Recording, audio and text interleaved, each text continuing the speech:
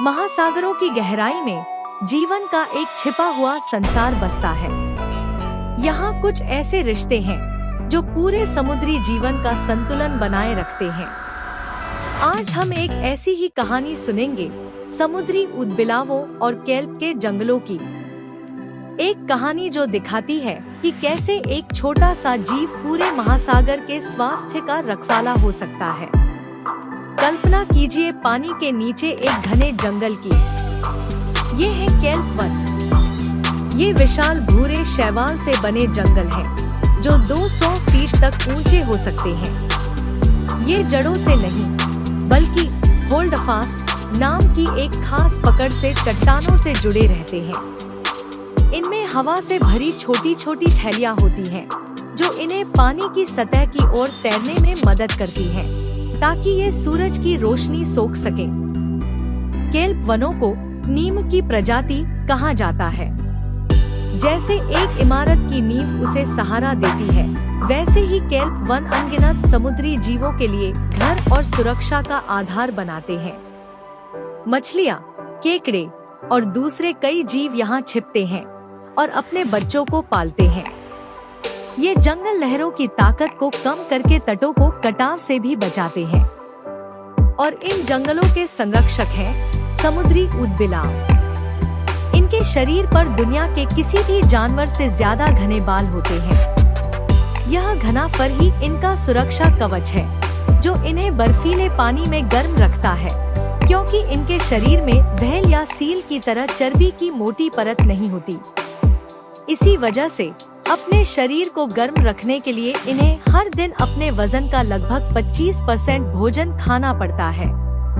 18वीं और 19वीं सदी में इनके कीमती फर के लिए इनका इतना शिकार हुआ कि ये लगभग विलुप्त हो गए थे। लेकिन 1911 में शिकार पर लगे प्रतिबंध के बाद इनकी आबादी धीरे धीरे वापस लौटी, जिसे समुद्री संरक्षण की एक बड़ी कामयाबी माना जाता है। समुद्री ऊदबिलावों को कीस्टोन प्रजाति कहा जाता है। सोचिए एक पत्थर के मेहराब के बारे में, जिसमें सबसे ऊपर बीच का एक पत्थर पूरे मेहराब को थामे रखता है।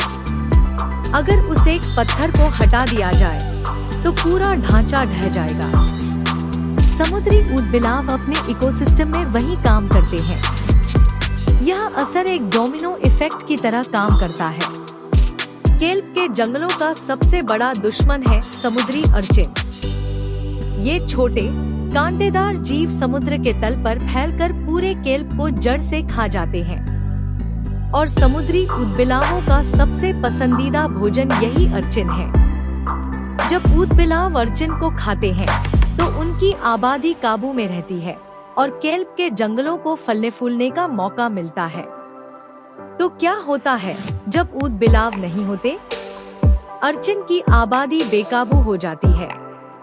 वे पूरे के पूरे केल्प वनों को चट कर जाते हैं और पीछे छोड़ जाते हैं एक बंजर जमीन, जिसे अर्चिन बैरन कहते हैं।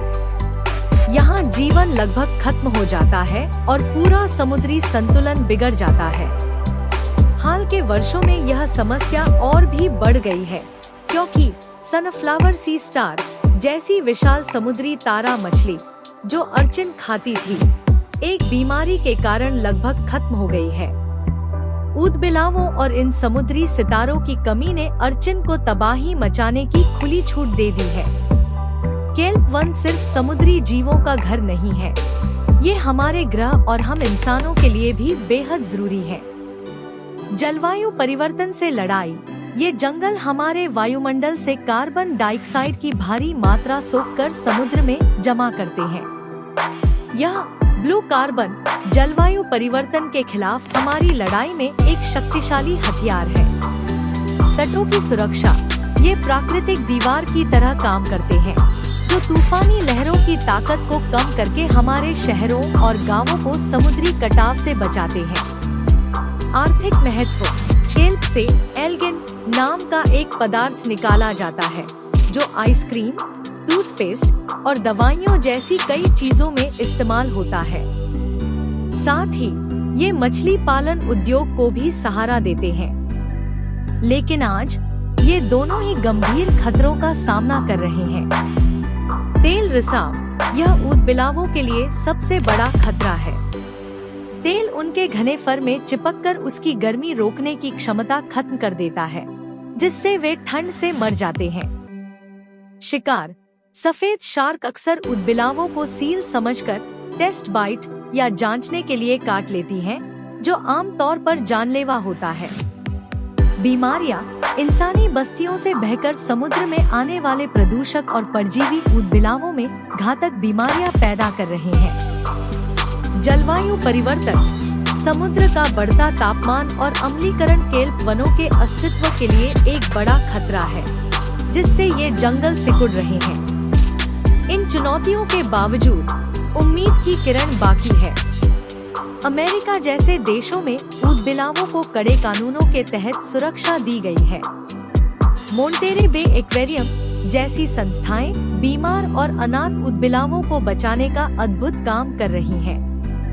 उनका सरोगेसी प्रोग्राम एक मिसाल है, जहां एक्वेरियम में रहने वाली मादा ऊदबिलाव अनाथ बच्चों को पालती है और उन्हें जंगल में जीने का हुनर सिखाती है। इन कोशिशों की बदौलत कई इलाकों में ऊदबिलावों की आबादी फिर से बढ़ी है। अब वैज्ञानिक ऊदबिलावों को उनके पुराने घरों में फिर से बसाने की संभावनाएं तलाश रहे हैं। समुद्री ऊदबिलाव और केल्प वन एक दूसरे से गहराई से जुड़े हैं। एक के बिना दूसरा नहीं बच सकता। उनके भविष्य को सुरक्षित करने के लिए हमें मिलकर काम करना होगा।